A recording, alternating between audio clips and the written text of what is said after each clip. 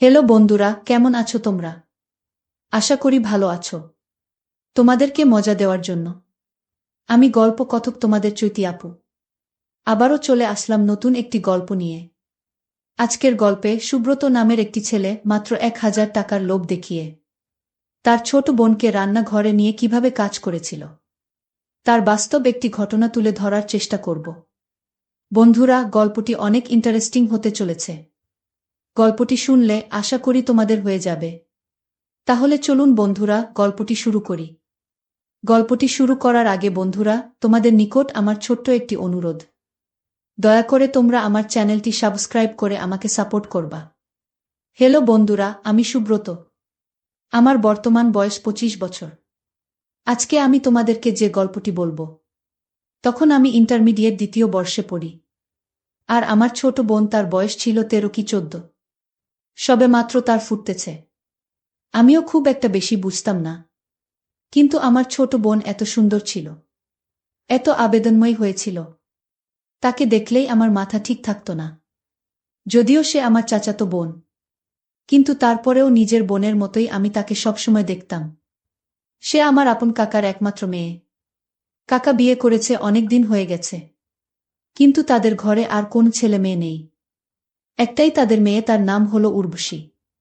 উর্বশীর বয়স যদিও মাত্র ১৩ কি ১৪ হবে, কিন্তু উর্বশীকে দেখলে মনে হয় যেন এক আসমানের পরী। তার রূপ যৌবন এত সুন্দর, এতই লাবণ্যময়ী, আর চেহারার গঠন গাঠন তো বলাই বাহুল্য। কি বলবো বন্ধুরা, যদিও আমি তখন ইন্টারমিডিয়েট পড়তাম, আর আমিও তখন টগবগে যৌবনপ্রাপ্ত একটি নৌজোয়ান ছেলে। এরকম একটি সুন্দরী সরসী মেয়েকে দেখলে কিভাবে টিকে থাকতে পারি? তাও আবার আমার চোখের সামনে সব সময় ঘোরাঘুরি করে। আস্তে আস্তে তার প্রতি আমার দুর্বলতা কাজ করতে থাকল। চোখের মধ্যেই অন্যরকম নেশা, মনের মধ্যে অন্যরকম চিন্তাভাবনা কাজ করতে লাগল, যাকে বলে বয়ঃসন্ধি। আমি খুব বিস্মিত হইতাম যখন তাকে দেখতাম। আমার ছোট বোন, সে যখন আমার চোখের সামনে দিয়ে মাঝে মধ্যে আমার সামনে দিয়ে হেলে দুলে হেঁটে যেত, তখন আমি আর চোখে তাকিয়ে তাকিয়ে দেখতাম, এবং পিছন থেকে তার হেঁটে যাওয়ার দৃশ্যটা অনুভব করে অন্য এক জগতে আমি হারিয়ে যেতাম। আর রাতে মনের কল্পনাতে তাকে ভেবে আমি সেই রকম একটি মজার কাজ করতাম। তার রূপ এবং সৌন্দর্য, তার যৌবন আমাকে এমনভাবে পাগল করে বসতেছে, আমি আর স্থির থাকতে পারলাম না। চোখে মুখে শুধু সর্ষে ফুল দেখি, যেদিকেই তাকাই আমি শুধু তাকে দেখি। সে যেন আমার কল্পনাতে স্থায়ী হয়ে গেছে। যাই হোক বন্ধুরা, তারপর আমি ভাবলাম চোখের সামনে এমন একটা পরী সবসময় ঘোরাঘুরি করে, অথচ আমি কিছুই করতে পারতেছি না। আর সবচেয়ে বড় কথা হচ্ছে বন্ধুরা, সে আমার ছোট বোন। যদিও সে আমার আপন ছোট বোন না, আমার কাকার একমাত্র মেয়ে, অর্থাৎ আমার চাচাতো বোন। তাই আমি তাকে কোনো কিছু বলতে পারতেছি না। কিন্তু এইভাবেই আমি আর সহ্য করতে পারতেছি না। আমার ধৈর্যের বাইরে চলে যাচ্ছিল সব। তারপরে একদিন ভাবলাম, না, এই জিনিস হাতছাড়া করা যাবে না কোনোভাবেই। যেভাবেই হোক এই জিনিস আমাকে পেতে হবে। সর্বপ্রথম আমাকেই তার স্বাদ গ্রহণ করতে হবে। মনের মধ্যে বন্ধুরা তখন আমার উতাল পাতাল ঢেউ চলছে, আর শয়তানি কিছু বুদ্ধিও কাজ করছে। বিশেষ করে আমার মনের ভেতরটা খুব খারাপ করে দিলাম, যে যেভাবে হোক আমি তাকে একটা কিছু করব। এই চিন্তা ভাবনা নিয়ে তার সাথে প্রথমে ভালো করে মিশতে শুরু করলাম। কিভাবে তার সাথে মিশব, মানে একবারে ভালোভাবে ফ্রি হব, সেই কৌশল খুঁজে পাচ্ছিলাম না। মনে মনে চিন্তা করলাম, কিভাবে তাকে আমার হাতের মধ্যে আনা যায়। আমি যা বলি সে তাই করবে, এরকম একটা কৌশল মনে মনে খুঁজতেছিলাম, কিন্তু পাচ্ছিলাম না। আর তাছাড়াও আমার বাবা আর আমার কাকার মধ্যে খুব একটা বেশি মিল ছিল না। তারা বিভিন্ন বিষয় নিয়ে সবসময় ঝগড়াঝাটি করত। কিন্তু আমার কাকি আমাকে খুব ভালোবাসত, খুব আদর করত। কিন্তু আমার কাকা আমাকে দেখতে পারত না। আমার কাকাতো বোন আমাদের এখানে বিভিন্ন প্রয়োজনে আসত, এবং আমার মায়ের সাথে তার ভালো খাতির ছিল। কিন্তু আমার কাকাতো বোনকে আমার ধারে কাছেও আসতে দিত না। মানে আমাকে দেখলেই উনি যেন হিংস্র হয়ে যেত, মনে মনে ফুঁসে উঠত। আমি জানি না কেন উনি আমার সাথে এরকম করত। আমার কাকা যদিও আমার বাবার সাথে ঝগড়াঝাটি করত, মাঝে মধ্যে প্রায় সময়, কিন্তু আমি তো কাকার সাথে কোনোদিন ঝগড়াঝাটি করি নাই। তাহলে উনি আমাকে দেখে কেন ফুঁসে উঠত? আমি জানি না। আর এই জন্যই আমার কাকাদের বাসায় আমাদের খুব একটা বেশি যাওয়া হতো না। আমার কাকা তার মেয়ে মানে আমার কাকাতো বোন উর্বশীর সাথে আমাকে কথা বলতে দিত না। তার সাথে মিশতে দিত না। আমিও খুব একটা বেশি মিশতাম না। কিন্তু তার সৌন্দর্য দেখে আমি আর ঠিক থাকতে পারলাম না। ভাবলাম যেভাবেই হোক আমি তার সাথে মিশব এবং আমি তাকে একটা কিছু করব। তাহলে আমার কাকা আমার সামনে মাথা নত করে রাখবে। সেই চিন্তা ভাবনা থেকে আমি বুদ্ধি খাটাতে লাগলাম। কিভাবে আমি আমার চাচাতো বোনকে প্রেমের ফাঁদে ফেলতে পারি এবং তাকে ফাঁদে পেলে তাকে আমার ইচ্ছা মতো আমার চাহিদা পূরণ করতে পারি। তাহলে আমার চাচা আর আমাকে দেখে আর ফুঁসে থাকবে না, নত হয়ে থাকবে। মনের মধ্যে জিদ আটকিল ভিন্ন কিছু করার। এসব কিছু ভেবে মনে মনে চিন্তা করতে লাগলাম কিভাবে উর্বশীকে আমি কাছে পেতে পারি, আমার একবারে বা বাহুডুরে পেতে পারি। চিন্তা করতেছি আর আমাদের বাসায় বসে বসে টিভি দেখছি। হঠাৎ করে একটি নাটকের সিন ঠিক আমার জীবনের মতোই আমার চোখে ভেসে উঠল। আমি খুব মনোযোগ সহকারে দেখতে শুরু করলাম যে কিভাবে একটা ছেলে একটা মেয়েকে খুব সহজে ইমপ্রেস করতে পারে। আমি দৃশ্যটি দেখে আমার হৃদয়টা শান্ত হয়ে গেল। ভাবলাম এই টেকনিকটা যদি আমি অ্যাপ্লাই করতে পারি তাহলে হয়তো আমার চাচাতো বোন আমার প্রতি দুর্বল হতে পারে এবং সে আমার ডাকে সাড়া দিতে পারে। পরের দিন সকাল থেকেই চিন্তা করলাম এই কৌশলটা কাজে লাগানোর। সকালে ঘুম থেকে উঠে কলেজে চলে গেলাম। কলেজ থেকে আসার সময় কিছু ভালো ভালো বিদেশি চকলেট উর্বশীর জন্য উপহার নিয়ে আসলাম। এমনিতে আমি তার সাথে খুব একটা বেশি কথা বলতাম না, আর আমার কাকা মলতো বলতে দিত না। সেও আমার সাথে বলতো না। যদি আমার সাথে উর্বশীর কথা বলতো তাহলে আমার কাকা মানে তার বাবা তাকে অনেক বকাঝকা করত, অনেক মারধর করত। তাই আমাদের মধ্যে দূরত্বটা ছিল অনেক বেশি। কলেজ থেকে এসে সেদিন চকলেট নিয়ে আমতা আমতা করে আমি পিছন থেকেই উর্বশীকে সুযোগ বুঝে ডাক দিলাম। বললাম, এই উর্বশী শোনো, আমার কথা শোনো। উর্বশী আমার ডাক শুনে সে যেন হতবাক হয়ে গেল। সে ভাবল ভাইজা তো আমার সাথে কথা বলে না তেমন বেশি একটা, তাহলে ভাইয়া আমাকে পেছন থেকে ডাকতেছে কেন? উর্বশী আমার ডাকে সাড়া দিয়ে বলল, ভাইয়া আমাকে ডাকছেন? আমি বললাম, হ্যাঁ, তোমাকে ডাকছি। তারপর আমি কোনো কিছু না বলে তার হাতে কতগুলো বিদেশি দামি দামি অনেক মজার মজার চকলেট ধরিয়ে দিয়ে বললাম, উর্বশী, আমি তো তোমাকে এখন পর্যন্ত কোনো কিছু দিতে পারি নাই। তোমার জন্য আমি মন থেকে আজকে ইচ্ছা করে এই চকলেটগুলো এনেছি। দয়া করে তুমি এটা রাখবা। সে বলল, ভাইজা আপনি কি বলছেন? কেন রাখব না? আপনি তো আমার বড় ভাই। আপনি আমার আপন চাচার ছেলে। আপনি তো আমাকে চকলেট দিতেই পারেন। আমি বললাম, এই নাও। এই চকলেটগুলো অনেক মজা। আমি প্রায় প্রায় খেতাম। তুমি খেয়ে অনেক মজা পাবে। তারপর উর্বশী আমার এখান থেকে চকলেটের নিল। আমি বললা, উর্বশী, এইগুলো বিদেশি চকলেট, খেয়ে অনেক মজা পাবে। তারপর আমি দেখলাম উর্বশী চকলেটগুলো পেয়ে খুব খুশি হল। আরেকটা মুচকি হাসি দিয়ে আমার কাছ থেকে চলে গেল। মনে মনে ভাবলাম, এই তো আস্তে আস্তে করে উর্বশীকে আমার বসে আসছে। মনে হচ্ছে কাজ হয়ে যাবে। মনটা তখন আমার অনেক রাঙ্গা রাঙ্গা ভাব। রাঙ্গা রাঙ্গা ভাব নিয়ে চলে গেলাম ৯৯ শপিং মলে। সেখান থেকে উর্বশীর জন্য রাধা কৃষ্ণের একটি গিফট নিলাম। গিফটটি খুব সুন্দর ছিল। গিফটটিতে একদিক দিয়ে রাধা, আরেক দিক দিকে কৃষ্ণ। তারা দুজন দুজনকে খুব ভালো করে ধরে রেখেছে। মনে মনে ভাবলাম, এমন একটা দৃশ্যের গিফট পেরে মনে হয় উর্বশী অনেক খুশি হবে। গিফটটা নিয়ে সন্ধ্যার পর থেকে আমি সুযোগ খুঁজছিলাম কিভাবে উর্বশীকে গিফটটা দিব। কোনো সুযোগ পাচ্ছিলাম না। তারপর হঠাৎ তার জানালার পাশ দিয়ে তাকে ইশারা দিলাম। সে আমার ইশারা পেয়ে বের হয়ে আমার কাছে আসলো। আসার পর তার হাতে আমি গিফটটা ধরিয়ে দিয়ে চলে আসলাম। আমার গিফটটা পেয়ে সে অনেক খুশি হল। আর সবচেয়ে বড় কথা হচ্ছে, আমার কাকা ওকে আর আমাকে কখনোই একসাথে মিশতে দিত না। আমরা খুব একটা ফ্রিলি কথা বলতে পারতাম না। আমাদেরকে লুকিয়ে লুকিয়ে কথা বলতে হতো। আমার গিফটটা পেয়ে পরের দিন উর্বশী খুশি হয়ে একটা চিঠি আমার হাতে ধরিয়ে দিয়ে সে চুপ করে চলে গেল। আমি তো অবাক হয়ে গেলাম যে আমার ছোট বোন এত সুন্দর করে চিঠি লিখতে পারে। সে চিঠিতে কি আবেগঘনময় কথা লিখেছে!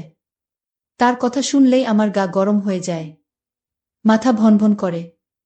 তাকে পাওয়ার জন্য অনুভব করি, কিন্তু কিছু করার ছিল না।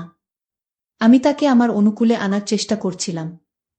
অবশেষে আমার চেষ্টা কাজ হয়ে গেল, কিন্তু আমার উদ্দেশ্য ছিল তো ভিন্ন কিছু। কিভাবে আমি তাকে ভিন্ন কিছু করব? আর আমি যদি তাকে ভিন্ন কিছুর প্রস্তাব দেয় তাহলে সে কি রাজি হবে? এই ভেবে ভেবে উর্বশীকে তার চিঠির উত্তর হিসেবে আমিও একটা চিঠি দিলাম। চিঠিতে আমিও খুব আবেগঘনময় কথা লিখেছিলাম। এভাবেই তার সাথে হয়ে গেল আমার একটা ভিন্ন রকম প্রেম। তারপর একদিন আমি তাকে কৌশলে আমার কাজটি করার প্ল্যান করলাম, কিন্তু সে তো এ বিষয়ে অজ্ঞ ছিল, খুব একটা বেশি বুঝত না। আমি ভাবলাম এইভাবে কাজ হবে না, ভিন্ন কিছু করতে হবে।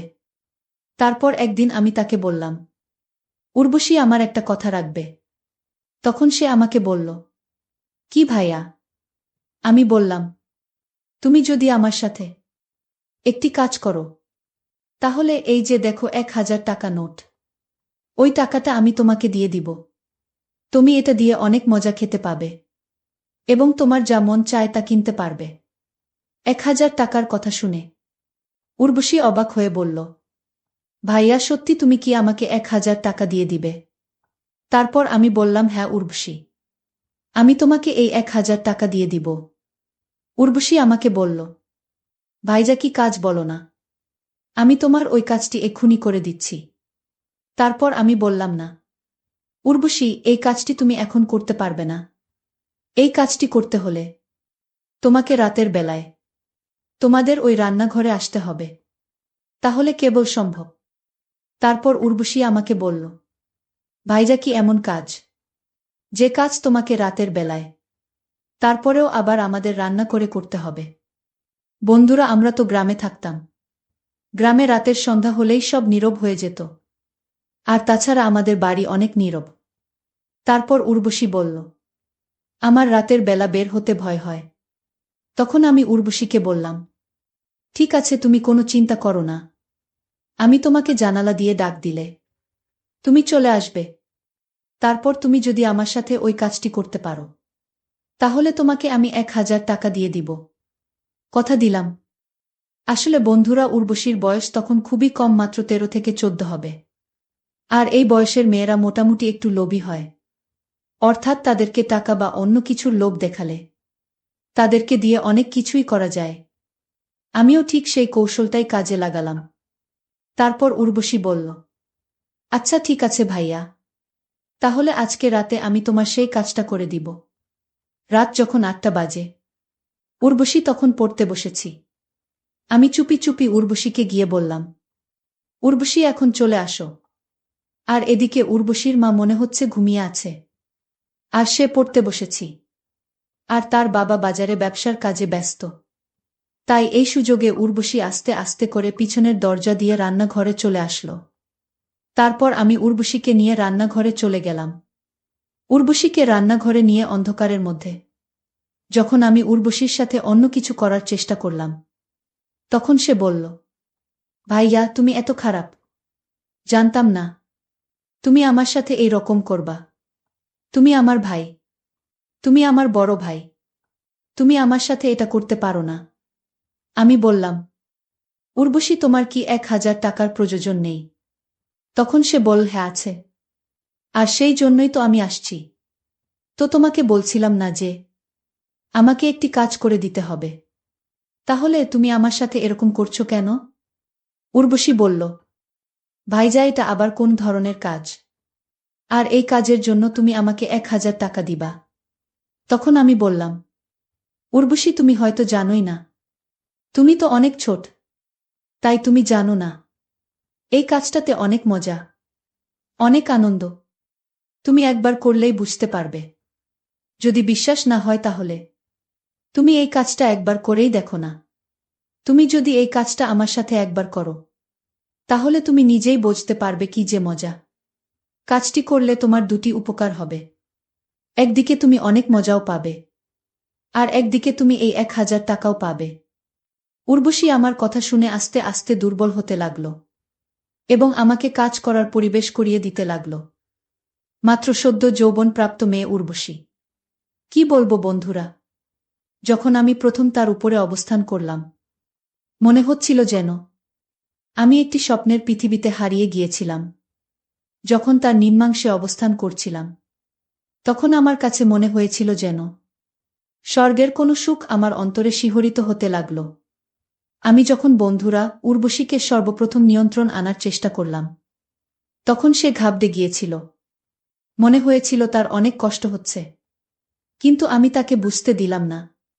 আমি অনেক চেষ্টা করেছিলাম তার নিম্নাংশে অনুপ্রবেশ করার, কিন্তু কোনোভাবেই পারছিলাম না, কারণ আমার বিশেষত্বটা ছিল অনেক অপ্রত্যাশিত, যার কারণে কোনোভাবেই তার এখানে অনুপ্রবেশ হচ্ছিল না। অনেক বেসাইড ছিল তো, আর ওর জীবনের প্রথম, তাই বেশ কষ্ট হচ্ছিল। তারপর আর কি করব বন্ধুরা, হঠাৎ করে তাকিয়ে দেখি রান্নাঘরে একটি তৈলাক্ত পদার্থ। তারপর আমি সেটা তার এখানে প্রয়োগ করলাম। প্রয়োগ করার পর বন্ধুরা আমি যখন আর একটু গভীরভাবে চেষ্টা করলাম, তারপর আমি বুঝতে পারলাম একটা অদ্ভুত শব্দ হয়ে জায়গা মতো কাজ হয়ে গেছে। তখন সে একটা বিকট অদ্ভুত রকমের শব্দ করেছিল বটে। তার এইখানে অনুপ্রবেশের পর প্রথম সে অনেক উদ্ভব হয়েছিল, অনেক কষ্ট পেয়েছিল। আর কষ্টের ফলে সে কি রকম অদ্ভুত রকমের শব্দ করেছিল, কিন্তু আমি তাকে বিশেষ কৌশলে রেখেছিলাম, যে কারণেই তার এই অদ্ভুত শব্দ দূরে যেতে পারে নাই। এভাবে প্রায় 20 থেকে 25 মিনিট কাজ হয়েছিল। কাজ শেষ হওয়ার পর তার হাতে আমি একটি 1,000 টাকার নোট ধরিয়ে দিয়ে বললাম, এবার চলে যাও। তারপর আমিও ঘরে চলে আসলাম। তারপর থেকে বন্ধুরা উর্বশী পুরোপুরি আমার নিয়ন্ত্রণে চলে আসলো এবং আমি তার সাথে প্রায় প্রতিদিনই এরকম ধরনের কাজ করতাম। কিন্তু এ অবস্থায় চলতে চলতে যখন 2 মাস হয়ে গেল, তখনই হয়ে গেল আরেকটি দুর্ঘটনা।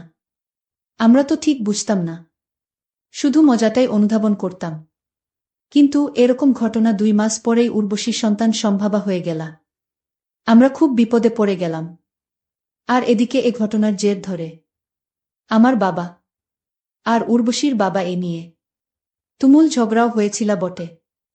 অবশেষে শেষ পর্যন্ত সবাই মিলে এই সিদ্ধান্তে উপনীত হল, উর্বশী আর আমার বিয়ে দিয়ে দিবে। আমি আর দ্বিমত করলাম না। ভাবলাম সমস্যা নাই, উর্বশী আমার পছন্দেরই একটি মেয়ে। তারপর সবাই মিলে আমাকে ধমটাম করে বিয়ে দিয়ে দিল। এখন আমরা খুব সুখেই আছি বন্ধুরা, খুব ভালো আছি। তোমরা সবাই আমার জন্য দোয়া করবে। বন্ধুরা আজকে এই পর্যন্তই। আবারও আসবো তোমাদের মধ্যে নতুন কোনো ভিডিও নিয়ে। ভিডিওটি যদি তোমাদের ভালো লাগে তাহলে একটি লাইক দাও। প্রতিদিন আমি তোমাদেরকে একটা করে নতুন গল্প উপহার দিব, তাই তোমাদেরকে অনুরোধ করে বলছি, তোমরা যদি এই রকম ধরনের ইন্টারেস্টিং গল্প পেতে চাও তাহলে দয়া করে আমার চ্যানেলটি সাবস্ক্রাইব করো। পরিশেষে তোমাদের সকলের সুস্বাস্থ্য কামনা করি। ভিডিওটি দেখার জন্য তোমাদের সকলকে অসংখ্য ধন্যবাদ। আমার নাম রবিন। আমি একটা মেয়েকে খুব ভালোবাসতাম আর ওকেই বিয়ে করতে চাইতাম, কিন্তু আমার বাড়ির লোকেরা এর বিরুদ্ধে ছিল। তারপরেও আমি আমার পরিবারের বিরুদ্ধে গিয়ে সেই মেয়েকে বিয়ে করে নিই। নিজের ইচ্ছায় বিয়ে করার কারণে আমার বাবা মা আমাকে বাড়ি থেকে বের করে দেন। আমাদের পাড়ারই একটা মেয়ের সাথে আমার প্রেম হয়ে যায়। ওর নাম শিমলা। শিমলাকে আমি ছোটবেলা থেকেই পছন্দ করতাম। শিমলার জন্য আমি আমার বাবা মায়ের সাথে কয়েকবার ঝগড়াও করেছিলাম। তাদেরকে অনেকবার বলেছিলাম যে আমি ওকে ভালোবাসি, কিন্তু তারা আমার সাথে ওর বিয়ে দেওয়ার জন্য রাজি হচ্ছিলেন না। এই কারণে বাধ্য হয়ে শিমলাকে নিয়ে পালিয়ে বিয়ে করতে হয়। আমরা দুজনেই নিজেদের পরিবার ছেড়ে অনেক দূরে এই শহরে থাকছি। এখানে আসার পর আমরা স্বামী স্ত্রী নিজের জীবন নতুনভাবে শুরু করে দিয়েছিলাম। আমি শিমলার সঙ্গে কোর্ট ম্যারেজ করে নিয়েছি। আমাদের দুজনের জীবন খুব সুন্দর ছিল। আমি আর শিমলা দুজনেই ভালো ফ্যামিলিতে মানুষ হয়েছি। আমাদের দুজনের বাড়িতেই কোনো জিনিসের কোনো অভাব ছিল না। কিন্তু এখন নিজেদের পরিবার থেকে অনেক দূরে আমাদের অনেক রকম সমস্যার সামনে পড়তে হয়। কিন্তু তারপরেও এই অবস্থা থেকে লড়াই করে আমরা সবকিছু ঠিক করে নিলাম। শিমলা পড়াশোনা জানত, ওর নার্সিংয়ের কোর্স করা ছিল। আমি অনেক দূর অবধি পড়াশোনা করেছিলাম। এই কারণে আমি একটা ভালো কোম্পানিতে চাকরি পেয়ে যাই। এখন আমাদের দুজনের জীবন খুব সুন্দরভাবে কাটছিল। আমরা একটা ঘর ভাড়া নিয়ে থাকতাম। আমাদের দুজনেরই নিজেদের পরিবারের কথা খুব মনে পড়ত। বাবার রাগের কথা আমি জানতাম, তাই যেমন তেমন ভাবে নিজের মনকে বুঝিয়ে দিয়েছিলাম। কিন্তু শিমলা নিজের মনকে বোঝাতে পারছিল না। এই কারণেও নিজের মায়ের সাথে ফোনে কন্ট্যাক্ট করার চেষ্টা করেছিল। কিন্তু ওর মা ওকে পরিষ্কারভাবে বলে দিল, তোর এই বাড়িতে কোনো জায়গা নেই, আমাদের সঙ্গে ওর কোনো সম্পর্ক নেই, তাই আমাদের সঙ্গে যোগাযোগ করার চেষ্টা করবি না। তুই আমাদের জন্য মরে গেছিস। নিজের মায়ের এই কথা শুনে ও খুব কান্না করেছিল। সময়ের সাথে সাথে ও নিজের পরিবারের লোকেদের ভুলে গেছিল। কেননা বিয়ের ৩ মাস পরে শিমলা জানতে পারল যে ও মা হতে যাচ্ছে। এই খুশির খবরে আমাদের দুজনেরই মাথা থেকে নিজেদের পরিবারের কথা বের করে দিয়েছিল। আর যে সন্তান আসতে চলেছে আর ব্যাপারে চিন্তা করতে লাগলাম। ওর কথা ভেবে ভেবে খুশি হতে লাগলাম। আর তারপরে ৯ মাস পূর্ণ হওয়ার পরে আমার স্ত্রী খুব সুন্দর একটা ছেলের মা হয়েছিল, যাকে দেখে আমরা পুরো জীবন কাটাতে পারতাম। ওকে দেখে আমরা আমাদের জীবনের সমস্ত দুঃখ ভুলে গেছিলাম। ছেলের সঙ্গে আমাদের জীবন খুব ভালো চলছিল। আমরা দুজন স্বামী স্ত্রী খুব খুশি ছিলাম। এভাবেই কয়েক বছর কেটে গেল। আর ধীরে ধীরে আমার ছেলে ৮ বছর হয়ে গেল। আমরা ওর ছোট থেকে ছোট খুশির খেয়াল রাখতাম। ও যা বলতো সেটা সময়ের আগেই পূরণ করে দিতাম। জীবন এভাবেই কাটছিল। কিন্তু একদিন যখন আমি অফিস থেকে ফিরছিলাম, তখন হঠাৎই আমার অ্যাক্সিডেন্ট হয়ে যায়। এরপর লোকজন আমাকে রাস্তা থেকে উঠিয়ে হাসপাতালে পৌঁছে দেয়। আমার স্ত্রীকে ফোন করে দেয়। আমার স্ত্রী আর ছেলে খুব ভয় পেয়ে গিয়েছিল। তারা হাসপাতালে এসে হাউমাউ করে কান্না করতে লাগল। আমি ঠিকই ছিলাম, কিন্তু আমার এক পায়ে গভীর চোট লেগেছিল, যার কারণে আমি চলাফেরা করতে পারছিলাম না। ডাক্তার আমার চিকিৎসা করে বললেন আমাকে প্রায় ২ বছর বেড রেস্টে থাকতে হবে। যদি আমি এদিকে দেন না দিই, তাহলে সারা জীবনের জন্য আমি পঙ্গু হয়ে যেতে পারি। আমার ছেলের স্কুলের খরচ, সংসারের খরচ, এখন তো আবার আমার ওষুধের খরচ কিভাবে জোগাড় হবে, সেটা নিয়ে আমি খুব টেনশনে পড়ে গেলাম। যেমন তেমন ভাবে আমি হাসপাতাল থেকে ডিসচার্জ নিলাম। কিন্তু ডাক্তার আমাকে বেড রেস্ট নেওয়ার জন্য বলেছিল। কিন্তু আমি যদি বেড রেস্ট নেই, তাহলে অফিসে কে যাবে? আর আমাদের সংসার কিভাবে চলবে?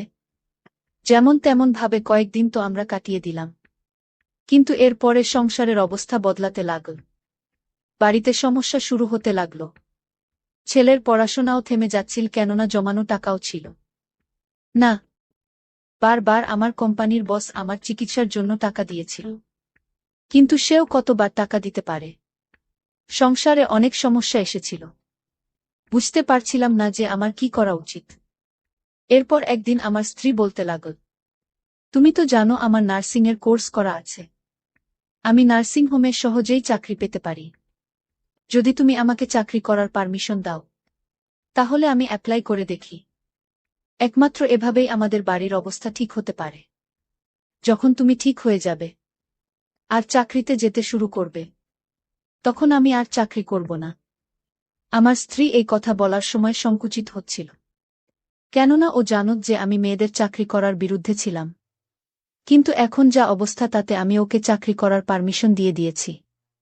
আমার স্ত্রী একটা বড় নার্সিং হোমে চাকরির জন্য অ্যাপ্লাই করল। আরও সহজেই চাকরি পেয়েও গেল। এভাবে আমার স্ত্রী নার্সের চাকরি করতে শুরু করে দিল। ও আমাকে নিয়ে চিন্তিত ছিল যে ও বাড়ি থেকে বাইরে চাকরি করতে গেলে আমার কি হবে, আমার ছেলের খেয়াল কে রাখবে? আমি ওকে বোঝালাম যে তুমি চিন্তা করো না, মাত্র কয়েকদিনের ব্যাপার, ভগবানের ইচ্ছায় আমার পা ঠিক হয়ে গেলেই তোমাকে আর বাড়ির বাইরে যেতে হবে না। ছেলেকে সকালে স্কুলে পৌঁছে দিয়ে সেখান থেকে নার্সিং হোমে চলে যেত। আমার সমস্ত কাজও করে দিয়ে যেত। আমার এক বন্ধু ছিল যে বেশিরভাগ সময় নাইট শিফট করত। ওর দিনের বেলা ঘুমানোর জন্য একটা ঘর দরকার।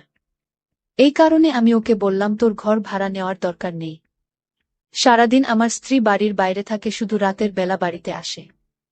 এই কারণে তুই আমার সাথে আমার বাড়িতে থেকে যা। আমার বন্ধু আগে অন্য শহরে থাকত, কিন্তু এখনো পোস্টিং এখানে হয়েছে। আমি এই কথা বলার পরে ও নিজের জিনিসপত্র নিয়ে আমার বাড়িতে এসে গেল। এতে আমার স্ত্রীর কোনো অসুবিধা ছিল না, বরং যত খুশি হয়েছিল যে সারাদিন আমার সাথে থাকার মতো কেউ এসে গেছে। এখনো চিন্তামুক্ত হয়ে নিজের চাকরি করতে পারবে। আমার ছেলেকে স্কুল থেকে আমার বন্ধু নিয়ে আসত। আমার স্ত্রী সবার জন্য খাবার বানিয়ে চলে যেত। আমার বন্ধু দুপুরবেলা খাবার গরম করত। তারপরে আমরা দুজনে খাবার খেয়ে ঘুমিয়ে পড়তাম। সন্ধেবেলা ঘুম থেকে উঠে আমার বন্ধু কথায় কথায় কিভাবে সারাদিন কেটে যেত আমি বুঝতেই পারতাম না। আমার স্ত্রীর চাকরি করার 11 মাস হয়ে গেছে। আমার স্ত্রীর কারণে আমাদের সংসারের অবস্থা আগের মতো হয়ে গেছে, বরং আগের থেকে বেশি ভালো হয়ে গেছে। কেননা আমার স্ত্রী আমার থেকে বেশি টাকা বেতন পেত। একদিন আমার স্ত্রী বাড়িতে এসে আমাকে বলল যে ও ট্রান্সফার ব্যাংকের একটা নার্সিং হোমে হচ্ছে, সেখানেও 6 মাসের ট্রেনিং হবে। এই কারণে আমার স্ত্রী আর কয়েকজন স্টাফ সেখানে যাচ্ছে। আমি আমার স্ত্রীকে বললাম যে তুমি যাও, এমনিতেও বেশিরভাগ সময় তোমার নার্সিং হোমে কাটে, যদি তুমি যেতে চাও তাহলে যেতে পারো। আমার স্ত্রী আমার এই কথা শুনে খুশি হয়ে গেল, আর ও যাওয়ার জন্য গুছানো করতে শুরু করে দিল। মাত্র 6 মাসের ব্যাপার, তারপর আবার এখানে চলে আসবে। আর আমিও ধীরে ধীরে রিকভার হতে শুরু করেছি। ডাক্তার আমাকে বলেছে যে আমি বিছানায় উঠে বসতে পারি, কিন্তু এখনই হাঁটাচলা করতে পারবো না। আমার স্ত্রী খুশি মনে থাইল্যান্ডের জন্য বেরিয়ে পড়ল। আমি আমার স্ত্রীকে বললাম, ওখানে পৌঁছানোর পরে কল করে জানিয়ে দিও, না হলে আমি টেনশনে থাকব। আমার স্ত্রী শিমলা বলল, সেখানে পৌঁছেই তোমাকে ফোন করে দেব। শিমলা যখন ব্যাংকে পৌঁছল তখনও আমাকে কল করে বলে দিল যে ও ভালোভাবেই সেখানে পৌঁছে গেছে, আর পরের দিন থেকেই ডিউটিতে জয়েন করবে। কয়েকদিন এভাবেই কেটে গেল। শিমলা আমাকে প্রতিদিন কল করে বলতো যে ও একদম ঠিক আছে। ও আমার ছেলের সাথে ভিডিও কলে কথা বলতো যাতে আমরা একে অপরকে দেখে শান্তি পেতে পারি। কয়েকদিন এভাবেই কেটে গেল, কিন্তু হঠাৎ করে শিমলা কাজের চাপের কথা বলে আমাদের সঙ্গে কথাবার্তা কম বলতে লাগল। কখনো বলতো আমি ব্যস্ত, পরে কথা বলবো, আবার কখনো বলতো আমার এখন কথা বলার সময় নেই। কয়েকদিন এভাবেই কেটে গেল। এরপরে 2 দিন থেকে আমি শিমলার করে আসার অপেক্ষায় ছিলাম, কিন্তু শিমলা আমাকে কল করল না। যখন আমি বল করতাম তখন রিং বাজতে থাকত, কিন্তু ও ফোন রিসিভ করত না। ছেলে প্রতিদিন আমাকে জিজ্ঞেস করত যে মা ফোন কেন করছে না, আমাদের সঙ্গে কোনো কথা বলছে না, মা কি আমাদের ভুলে গেছে? এখন আমি ছেলেকে কি বলবো? কিছুই মাথায় আসতো না। আমার মাথায় আসতো না যে বিদেশ যাওয়ার পরে শিমলা কিভাবে আমাদের ভুলে থাকতে পারে। কিছুদিন এভাবেই কেটে গেল। ওদিক থেকে আমার কাছে ফোন আসতো না। যখনই ফোন করতাম তখন ওদের থেকে কল রিসিভ হতো না। বুঝতে পারছিলাম না যে আমি কি করব। আমার বন্ধু আমাকে সান্ত্বনা দিতে চাইত। 2 মাস এভাবেই কেটে গেল। আমার স্ত্রীর ব্যাপারে কিছু জানতে পারছিলাম না। আমার ছেলে বারবার নিজের মাকে মনে করত। একদিন তো ও কান্না করতে করতে বলতে লাগল যে বাবা, আমার তো মনে হয় মা আর এই দুনিয়াতে নেই, তাই সে আমাদের সাথে কথা বলছে না। একদিন আমার বন্ধু এমন একটা কথা বলল যেটা শুনে আমি অবাক হয়ে গেলাম।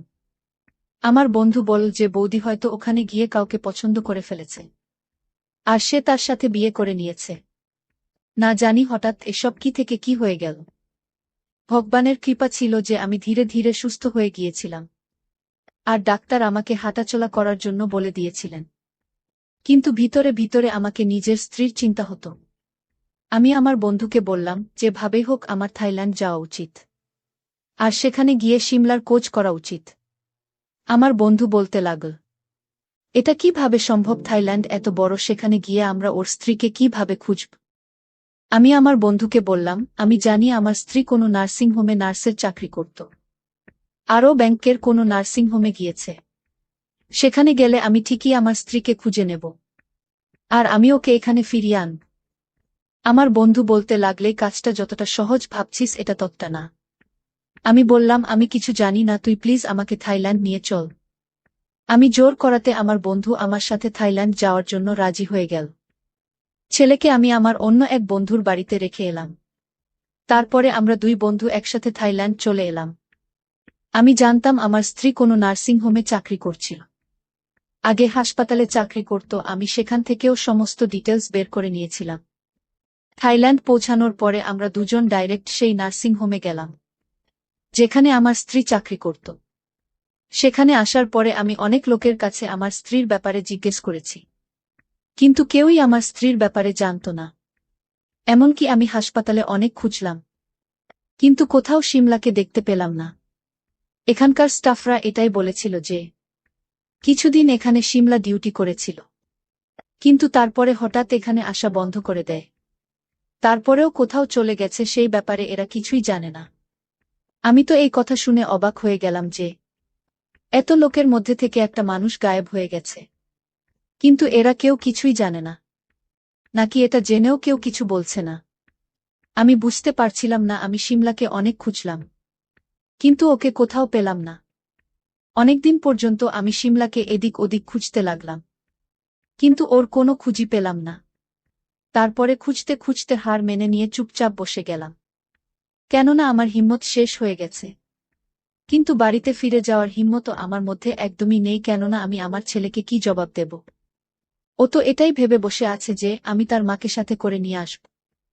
তাই আমি আমার বন্ধুকে বললাম, তুই এখন ফ্লাইটে করে ফিরে যান, সেখানে গিয়ে নিজের চাকরিতে জয়েন কর আর আমার ছেলের খেয়াল রাখিস। ও আমার সাথে থাকতে চাইছিল, কিন্তু আমি ওকে জোর করে ফেরত পাঠিয়ে দিলাম। না জানি কেন আমার মন মানছিল না যে আমার স্ত্রী আমাকে ধোঁকা দিয়েছে। ওই চাইলে তো দেশে বসেই আমাকে ধোঁকা দিতে পারত। আমাকে ধোঁকা দেওয়ার জন্য ওর এত দূরে আসার কি দরকার ছিল? যাই হোক, আমি সিদ্ধান্ত নিলাম যে আমি শিমলার সঙ্গে দেখা না করে এখান থেকে যাব না। বেশি না হলেও একবার অন্তত ওর সাথে দেখা করা আমার খুব প্রয়োজন। আসলে আমি জানতে চাইতাম যে ওর সাথে কি হয়েছে আর ও আমাদের থেকে কেন দূরে আছে। কেন আমারই নার্সিং হোমের ভিতরে কিছু বর্বর মনে হচ্ছিল, কেননা এখানকার স্টাফ এরা খুবই অদ্ভুত ছিল। আমি ভেবেছিলাম যে যদি এখানে চাকরি করার বাহানায় নিজের স্ত্রীকে খোঁজার চেষ্টা করি, তাহলে নিশ্চয়ই শিমলার কোনো না কোনো খবর পেয়ে যাব। আমি নার্সিং হোমের সাফাই কর্মীর চাকরির জন্য সেখানকার ম্যানেজমেন্টের সঙ্গে কথা বললাম, আর তারা আমাকে এখানে চাকরিতে রেখে দিল। এখন আমি এখানে চাকরি করতে লাগলাম। আমার কাজ ঠিকঠাকই চলছিল। এখানে চাকরি করা অনেক দিন হয়ে গেল। একদিন আমি চুপচাপ বসে নিজের স্ত্রীর মোবাইল নাম্বারে বারবার ট্রাই করছিলাম, কিন্তু মোবাইল বন্ধ ছিল। তখনই হঠাৎ পিছন থেকে একজন ওয়ার্ড বয় আমার কাছে এসে বলতে লাগল, তোমাকে ডক্টর সেন ডাকছেন।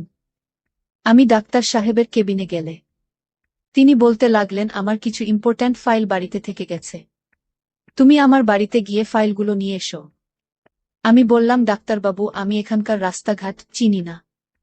তিনি বললেন, আমার ড্রাইভার তোমাকে নিয়ে যাবে। তুমি বাড়িতে গিয়ে চাকরি নিয়ে বললেই সে তোমাকে ফাইল দিয়ে দেবে। কিন্তু আমি শিমলার স্বামী, এই কথাটা বেশিরভাগ স্থানেই জানত না। আমি ড্রাইভারের সাথে গাড়িতে বসেছিলাম। কিছুক্ষণ পরে সে আমাকে গাড়ি থেকে বেরিয়ে ভিতরে যাওয়ার ইশারা করলে আমি ভেতরে চলে গেলাম। সেখানে যে চাকরানি ছিল, আমি তাকে বললাম, ডাক্তার সাহেব কিছু ইম্পর্ট্যান্ট ফাইল বাড়িতে রেখে গেছেন, তার ঘর থেকে নিয়ে এসো। নিয়ে বলল, তুমি এখানে দাঁড়াও, আমি এখুনি নিয়ে আসছি। আমি সবেমাত্র দাঁড়িয়েছিলাম, তখনই হঠাৎ আমার নজর একটা মহিলার উপরে পড়ল। যদিও সে আমার দিকে পিঠ করে দাঁড়িয়েছিল, কিন্তু না জানি কেন এই মহিলাকে দেখে কিছুটা অদ্ভুত মনে হচ্ছিল। আমি তার সামনে যাওয়ার চেষ্টা করতে লাগলাম, কিন্তু তখনই সে ঘুরে গেল। এরপর যখন আমি ওর মুখ দেখলাম, তখন যেন আমার হুঁশ উড়ে গেল। আমার এরকম মনে হলো যেন আমি নিজের পায়ের উপরে দাঁড়িয়ে থাকার মতো অবস্থাতেই নেই। আর সেও আমাকে অদ্ভুত নজরে দেখতে লাগল। হয়তো আমাকে চিনতে পেরেছিল, কেননা সে আর কেউ না, বরং আমার স্ত্রী। আমার স্ত্রী শিমলা, যাকে আমি না জানি কত দিন থেকে খুঁজছি। আজকে ওকে আমি ডাক্তার ঘরে পেয়ে গেলাম। আর ও একদম ঠিকঠাক ছিল। ও আমাকে চিনতে পেরেছিল, তাই তো আমাকে হতবাক চোখে দেখছিল। আমি ওকে বললাম, শিমলা, তুমি এখানে? তুমি এখানে কি করছো? তুমি জানো আমি তোমাকে না জানি কবে থেকে খুঁজছি। আমাকে দেখে শিমলার চোখে জল এসে গেল। তারপরেও আমাকে বলতে লাগল, রবিন, তুমি এখানে কিভাবে আসলে? তুমি জানো আমি ভগবানের কাছে রোজ প্রার্থনা করি তোমার সাথে আমার কথা বলিয়ে দেওয়ার জন্য। আমি বললাম, কিন্তু তুমি এখানে কি করছো? আমার সাথে চলো, আমি তোমাকে নিয়ে যাওয়ার জন্য এসেছি। আমার স্ত্রী বলতে লাগল, আমি তোমার সাথে এভাবে যেতে পারবো না। এই ডাক্তার আমাকে এখানে বন্দী করে রেখেছে। যদি তুমি আমাকে এখান থেকে মুক্ত করতে চাও, তাহলে আমাকে সাহায্য করো। কেননা আমি এখান থেকে সহজে বেরোতে পারবো না।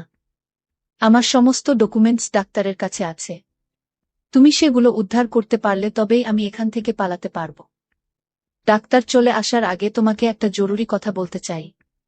এখানের ডাক্তার আমাকে অনেক দিন যাবত বন্দী করে রেখেছে। আমি এখান থেকে মুক্তি চাই।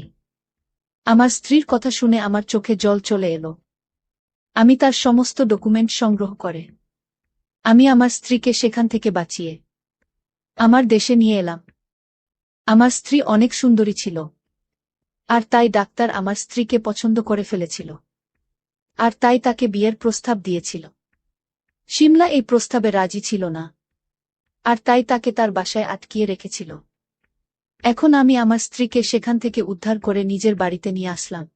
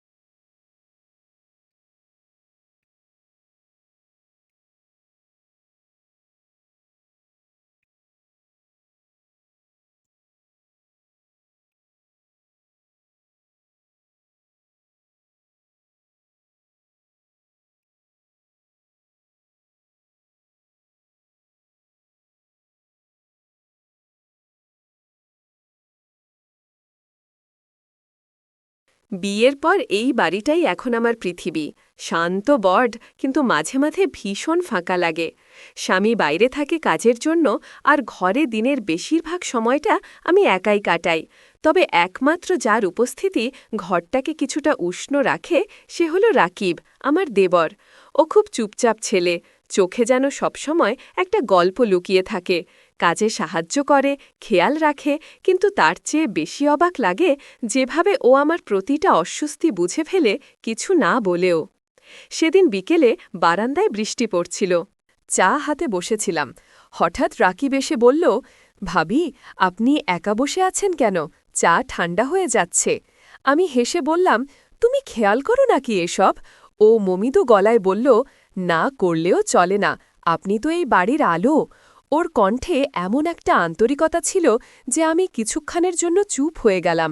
বৃষ্টি, নীরবতা আর এই কথাগুলো মিলিয়ে মুহূর্তটা অদ্ভুত হয়ে উঠেছিল। আমি জানতাম আমাদের সম্পর্কের একটা সীমা আছে, কিন্তু মনের ভেতরে যেন হালকা কাঁপন উঠল, যেন এক অচেনা অনুভব নিঃশব্দে জায়গা করে নিচ্ছে। সেই বিকেলের পর থেকে রাকিব যেন একটু বদলে গেছে। আগে যেভাবে দূরত্ব রেখে কথা বলতো, এখন তেমনটা নেই। তবে ওর চোখে একটা নীরব দৃষ্টি, যেন কিছু বলতে চায় কিন্তু বলছে না। একদিন সন্ধ্যায় রান্নাঘরে ছিলাম। বাইরে বজ্রপাত হচ্ছিল। বিদ্যুৎ হঠাৎ চলে গেল। অন্ধকারে হাঁটতে মোমবাতি খুঁজছি। তখন পিছন থেকে রাকিবের গলা, ভাবি, আমি ধরেছি, ভয় পাবেন না।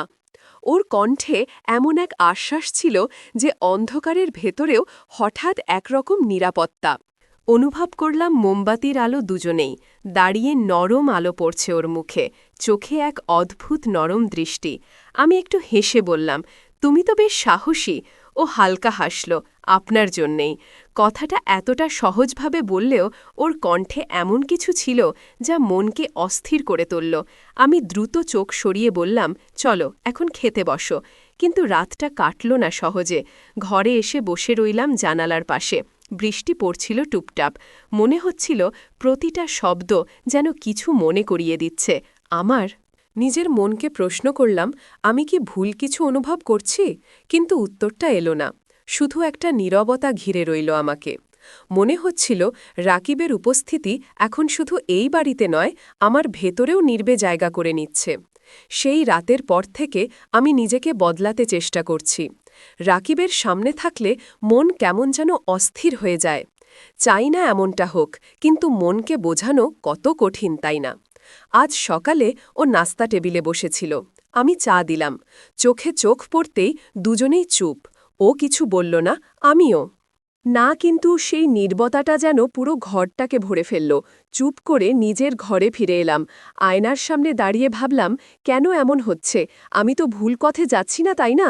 হঠাৎ পেছন থেকে রাকিবের গলা, ভাবি, আপনি ঠিক আছেন? আমি ঘুরে তাকালাম না, শুধু বললাম, হ্যাঁ, ভালো আছি, তুমি অফিস যাও। ও কিছুক্ষণ চুপ থেকে বলল, আপনি কিছুটা দূরে চলে যাচ্ছেন। আমার থেকে কেন জানি মনে হচ্ছে আমার বুকের ভেতর কেমন টনটন করে উঠল। চুপচাপ বললাম, কখনো কখনো কিছু দূরত্বই দরকার। রাকিব যেন সম্পর্ক ঠিক জায়গায় থাকে। ওর কণ্ঠে হালকা কষ্ট। আমি বুঝি ভাবি, কিন্তু জানেন, কিছু দূরত্ব ব্যথা দেয়া। আমি কিছু বললাম না, জানালার বাইরে তাকিয়ে রইলাম। দুজন মানুষ একই ছাদের নিচে, তবু এখন এক অদৃশ্য দেয়াল দাঁড়িয়ে গেছে আমাদের মাঝে। রাতে বিছানায় শুয়েছিলাম, বাতাসে হালকা বৃষ্টির গন্ধ, মনে কেমন ভার। চোখ বন্ধ করতেই রাকিবের মুখ ভেসে উঠল। চোখ খুলে নিঃশ্বাস ফেললাম। না, এটা ভুল নয়, কিন্তু ঠিকও নয়। কেউ দিন কটা পার হয়ে গেছে, তবু ঘরের ভেতর কেমন একটা নীরবতা ঝুলে আছে। রাকিব আগের মতোই কাজ করে, কথা বলে, কিন্তু আমি বুঝতে পারি ওর চোখে লুকানো কথা এখনও থেমে নেই। সেদিন সন্ধ্যায় ছাদে গিয়েছিলাম। বৃষ্টি শেষে আকাশে হালকা আলো, বাতাসে কেমন একটা মিষ্টি গন্ধ। রাকিব উঠে এলো, হাতে 2 কাপ চা। ভাবি, আপনি একা কেন? আমি একটু হেসে বললাম, একা না, শুধু ভাবছি।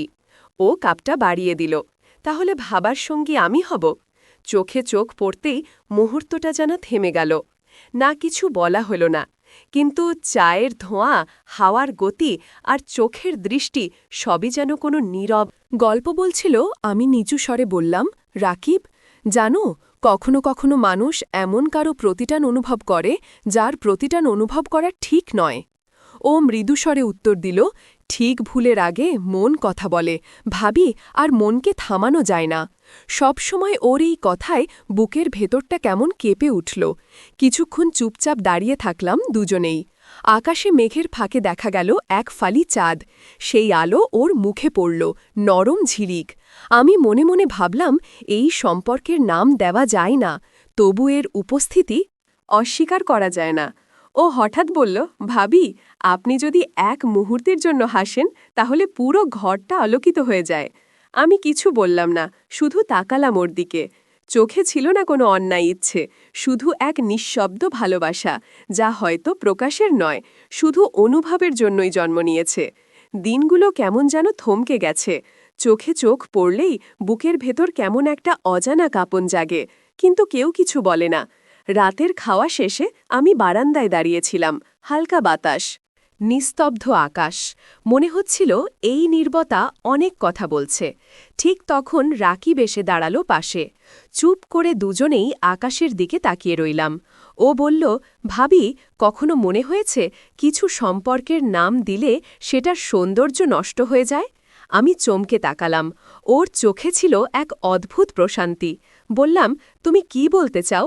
রাকিবও ধীরে উত্তর দিল, আমি জানি আমি আপনার দেবর, এই সম্পর্কের একটা সীমা আছে, কিন্তু মনের ভেতরের অনুভূতিটাকে অস্বীকার করলেও সেটা থেকে যায়। তবুও আমি চাই এই ভালোবাসা থাকুক ঠিক যেমন আছে, পবিত্র নীরব সম্মানের মধ্যে। আমার গলা শুকিয়ে গেল, মনে হচ্ছিল কথাগুলো যেন আমার ভেতরের কষ্টকেই ভাষা দিচ্ছে। আমি বললাম, রাকিব, তুমি জানো, আমি তোমার কথায় রাগ করতে পারি না, কারণ তাতে কোনো অন্যায় নেই, আছে কেবল মানুষ হবার সত্যতা। ও হালকা হাসল। তাহলে আমরা দুজন প্রতিশ্রুতি দিই ভাবি, আমাদের এই অনুভব কখনো কোনো সীমা অতিক্রম করবে না। এটা থাকবে এক নীরব ভালোবাসা হিসেবে, যা বলার প্রয়োজন নেই, শুধু অনুভবের চাঁদের আলো দুজনের মুখে পড়ল। আমি অনুভব করলাম একটা অদ্ভুত শান্তি নেমে এসেছে। হয়তো এই সম্পর্কের কোনো ভবিষ্যৎ নেই, কিন্তু এতে যে পবিত্রতা আছে তা কোনো সম্পর্কেই কম নয়। আমরা দুজনেই চুপ করে দাঁড়িয়ে রইলাম। নীরবতার মধ্যে যেন এক নিঃশব্দ প্রার্থনা ভেসে গেল। এই অনুভবটা যেন কখনো কলঙ্ক না হয়, বরং হৃদয়ের একটা নির্মল জায়গায় বেঁচে থাকে চিরকাল। সেদিন সন্ধ্যায় হঠাৎ বিদ্যুৎ চলে গিয়েছিল। পুরো বাড়িটা অন্ধকারে ডুবে গেল। বৃষ্টির আওয়াজে জানালার কাচ কাঁপছিল, আর আমার বুকের ভেতরেও ঠিক তেমনি কাঁপন তুলছিল কিছু। আমি মোমবাতি খুঁজতে গিয়ে রান্নাঘরের দিকে গেলাম। হঠাৎ পেছন থেকে একটা কণ্ঠস্বর, "ভাবি, সাবধানে, ওদিকটা ভিজে আছে।" আমি ঘুরে দাঁড়াতেই ঠিক তখনই বিদ্যুতের হালকা ঝলকানি চোখে পড়ল। রাকিবের মুখটা খুব কাছে। চোখে যেন কিছু লুকানো ছিল, একটা নীরব ব্যাকুলতা। আমাদের মাঝে হয়তো এক হাত দূরত্ব ছিল না। বাইরের বজ্রপাতের আলো এক মুহূর্তের জন্য মনে হল সবকিছু থেমে গেছে। শুধু দুজন মানুষের নিঃশব্দ স্পন্দন চলছে। ও নিচু স্বরে বলল, "ভয় পেয়েছেন?" আমি মাথা নাড়লাম না, শুধু আলোটা চলে যাওয়ায় একটু অস্বস্তি লাগছে। ও বলল, "আলোর দরকার কি ভাবি? যাদের চোখে আলো আছে তাদের অন্ধকারও সুন্দর লাগে।" ওর কথাটা বুকের গভীরে গিয়ে লাগল। চোখের দৃষ্টি যেন মোমের শিখার মতো কাঁপছিল, আর আমার হাতটা কেমন জানি অজান্তেই কাঁপতে শুরু করল।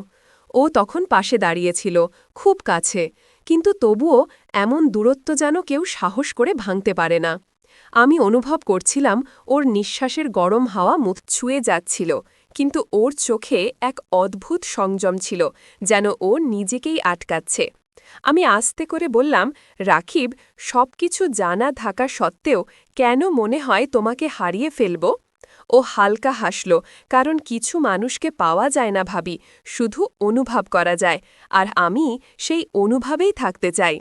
মোমবাতির আলো তখন এক ফোঁটা কাঁপছিল, আর আমি অনুভব করছিলাম এই অন্ধকার, এই নীরবতা, এই দূরত্ব সবই যেন এক নিঃশব্দ ভালোবাসার ভাষা হয়ে উঠেছে। আমি ও রাকিবের মনোজাগতিক টান ও চোখের ভাষা আরও স্পষ্ট হয়েছে। পরিবেশে রোমান্টিকতা ও উত্তেজনা তৈরি হয়েছে, কিন্তু কোনো শারীরিক বা অশালীন উপাদান ছাড়াই। সকালের আলো জানালা বেয়ে ঢুকছিল ঘরে। বৃষ্টির পর আকাশটা ছিল পরিষ্কার, কিন্তু আমার মনটা তখনও ভিজে। রাতের সেই মুহূর্তগুলো যেন মনে ঘুরে ফিরে আসছিল। রাকিব সকালেই বারান্দায় বসেছিল, হাতে এক কাপ চা, চুপচাপ তাকিয়েছিল দূরের গাছের দিকে। আমি পাশে গিয়ে দাঁড়াতেই ও হেসে বলল, "আপনি আজ একটু অন্যরকম লাগছেন ভাবি।" আমি একটু মুচকি হেসে বললাম, "হয়তো রাতটা অন্যরকম ছিল।" ওর চোখে তখন এক অদ্ভুত আলো ঝলক দিল।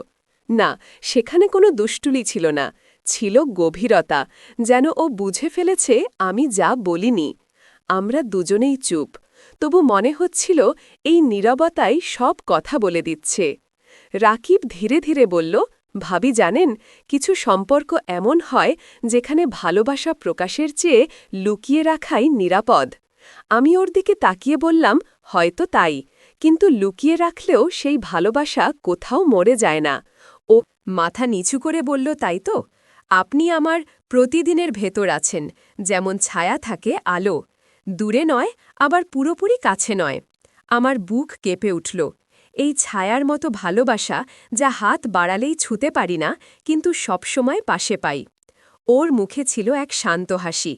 আমি তখন মনে মনে বললাম, ভালোবাসা মানে সবসময় একসাথে থাকা নয়, কখনো কখনো দূর থেকে অনুভব করাই সবচেয়ে সত্য। বাতাসে আবার সেই পরিচিত গন্ধ ভেসে এলো, যা প্রথম বৃষ্টির দিনের কথা মনে করিয়ে দেয়া। আমি জানতাম আমাদের গল্পে কোনো শেষ নেই, শুধু কিছু নীরব মুহূর্ত আছে যেগুলো মনের গভীরে চিরকাল বেঁচে থাকবে। রাতটা ছিল নিস্তব্ধ, বৃষ্টির পরের বাতাসে ঠান্ডা একটা গন্ধ ভেসে আসছিল। বাড়ির সবাই ঘুমিয়ে পড়েছে, শুধু আমার ঘরের আলোটা জ্বলছিল নিভু নিভু করে। জানালার পাশে বসেছিলাম, হাতে পুরনো একটা বই, মন পড়ছিল না। সব চিন্তা গিয়ে আটকে আছে এক জায়গায়, এক মানুষে। ঠিক তখন দরজায় হালকা কড়ানাড়ার শব্দ, চমকে উঠে বললাম, "কে?" নরম কণ্ঠে উত্তর এলো, "আমি রাকিব।" দরজাটা খুলতেই দেখি ও দাঁড়িয়ে আছে, চোখে ক্লান্তি কিন্তু মুখে সেই চেনা মৃদু হাসি। ও বলল, "ঘুমাননি?" আমি হেসে বললাম, "ঘুম আসছে না।" ও ঘরে ঢুকে জানালার পাশে দাঁড়াল।